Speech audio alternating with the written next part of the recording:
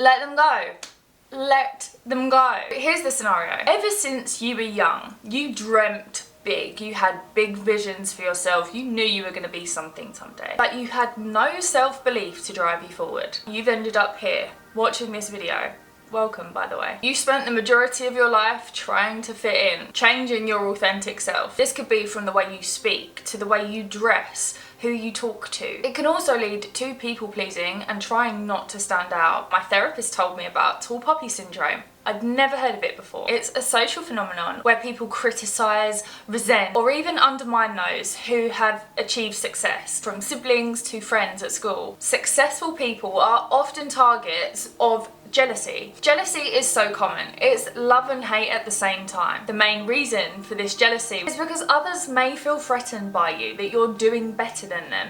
So they'll try and bring you down to be at their level. They'll be the crab in the bucket. If people feel threatened that you're better than them, they are likely to criticize you, undermine you, make you question why you're doing something. I experienced this when I had my first business. People will always question things. They'll question the name, the brand, the product, the price. They'll want something for nothing. They don't necessarily support you, they just undermine you, criticize you. But the number one thing that I've learned as an entrepreneur is to not take criticism from people that aren't doing it themselves. If they don't know the struggles, they don't know the journey, they can't relate at all, they haven't walked a mile in your shoes, you can't take criticism from them. The people that don't take the action are the ones that shout the loudest. The people that literally have no aspirations in life are the ones that will criticize the most. They don't want you to do better than them. They want you to stay put so that they can control you, so that you're one of them, you're in their mold. If you're trying to break through that mold,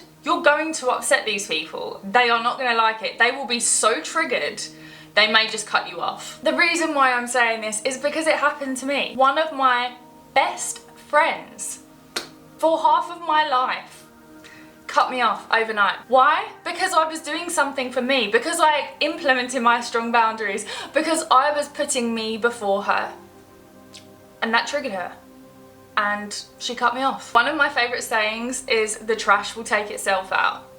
If they're trash in your life and you're living authentically to you, the trash will take itself out. If they want to walk out of your life, let them go. If anything, implement your boundaries sooner.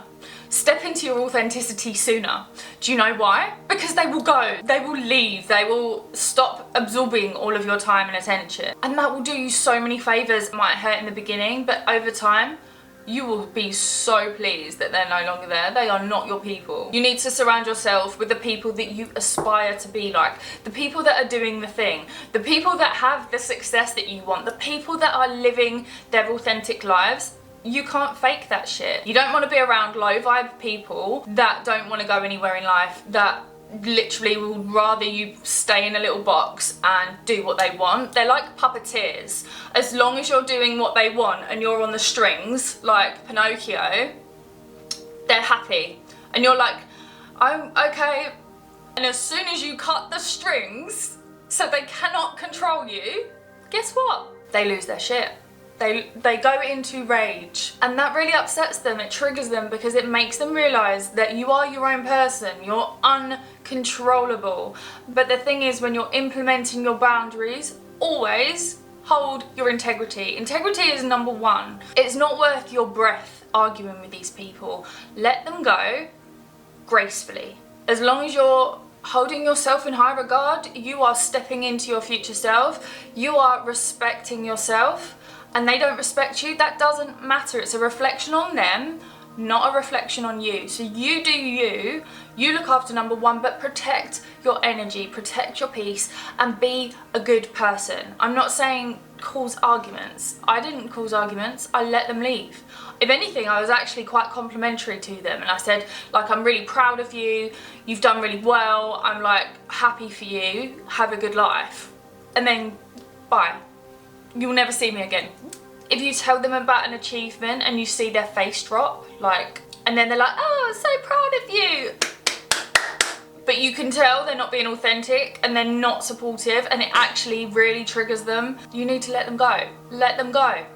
And if they don't leave, you walk away. Back to tall poppy syndrome, I got a bit sidetracked then. Now the impacts of tall poppy syndrome are really difficult, okay? The first impact is the personal impact. It can affect your self-esteem. If people start criticising you, undermining you, trying to bring you down with them, it can hurt. It can make you question, am I even good enough? Is this the right choice? What am I even doing? What was I thinking? Maybe I should just stay where I was. Why don't I just stay at my job that I hate? No, stop. As soon as you allow their stresses to affect you and to get into your mindset and to affect your energy, it will affect your energy. You can't give your best self to your future projects, to the most important project in your life, which is you, by the way. You can't do that with people that are constantly trying to keep you in a cage. Another impact is your professional life. Tall poppy syndrome can stop you from taking opportunities. You're worried about what your peers will say about you. You won't go for the leadership positions or the promotions. You won't take the training calls because you're worried about them. They were never there in your life before you started that job. You never knew these people. You were literally minding your own business, working on you through school, through college, through uni, all of your work experience up to date, all of your past failures brought you to this moment where you can go for that job or you can go for that promotion, and you hold yourself back. What? Because of them? Please. Now I know this is really hard. It's not as easy as what it sounds like in this video. I understand that. I've been in the same boat. But the main thing is, you have to stay authentic to yourself. If it means just removing yourself from the negative energy and focusing on you, that's then what you have to do. In my last corporate role, I literally barely said a word. Why? Because I didn't have the energy to waste in the room. I knew that it wasn't the right place for me and I wanted to keep my head down. I logged on at the time I was supposed to and I logged off as soon as I got my work done. I literally didn't give them any more than what I was given. Why? Because I was protecting my peace. Why? Because I knew that I had other things going on in the background that required my attention and my energy. I preserved my energy. You have to imagine energy as this bubble, like literally it's a bubble. You have to protect it from being popped. As soon as you're around negative people, imagine them as thorns. They will literally burst your bubble. You need to get away from these people. They are the thorns of the world. Your bubble's already burst and you're all like exposed.